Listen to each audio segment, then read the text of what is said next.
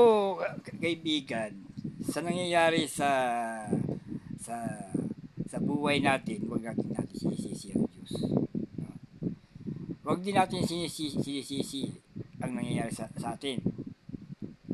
Wala namang kinalaman ng Diyos sa nangyayari sa buhay natin. Tayo ang may kagagawa sa buhay natin.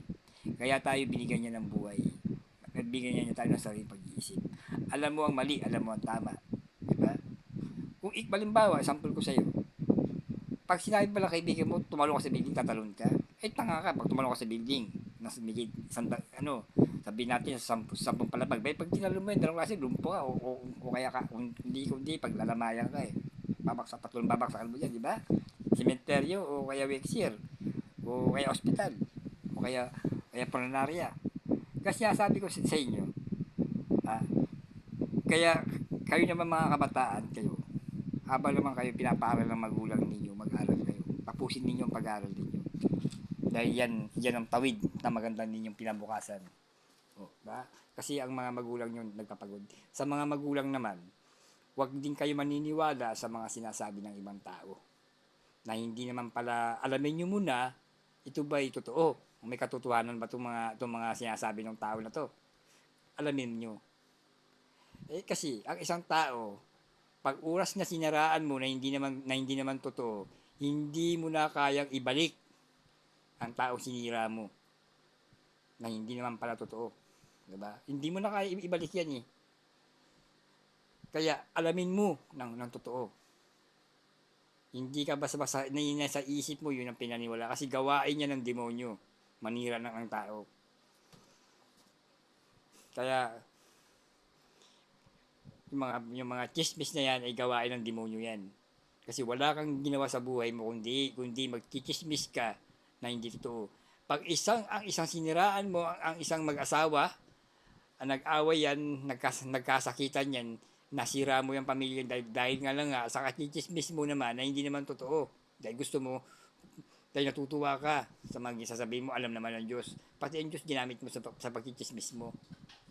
Alam mo kaibigan, tigil-tigil naman yung chismis na yan. Tanda mo, sasabihin ko sa iyo ha, itapat mo ang cellphone mo sa tenga mo, kaya manood ka, yung pag-oras ng pagchichismis mo na yan sa kapitbahay mo na hindi naman totoo, ikinismis mo yung tao, ngayon sinira mo yung ano nila, yung kanilang relasyon.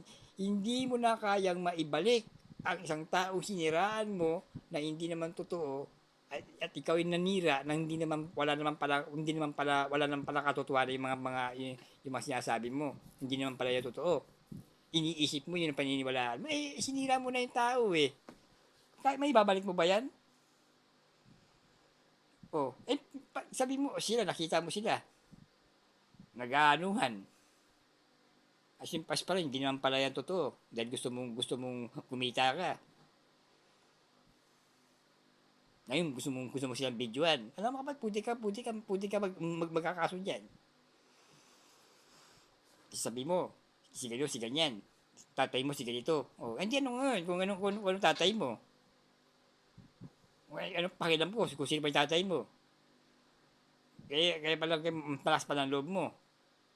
Manila ka ng tao, sabi ko sa inyo, pag ang isang relasyon ng tao na sinira ninyo, hindi nyo na kaya ibalik yan. Ba?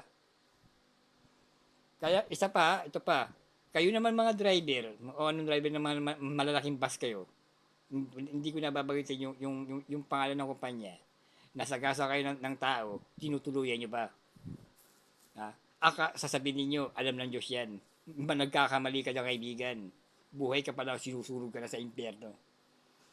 Sabi ko sa iyo kaibigan, mahirap mapunta ng impyerno. Hindi mo kakayanin. Lahat ng mamakaawa.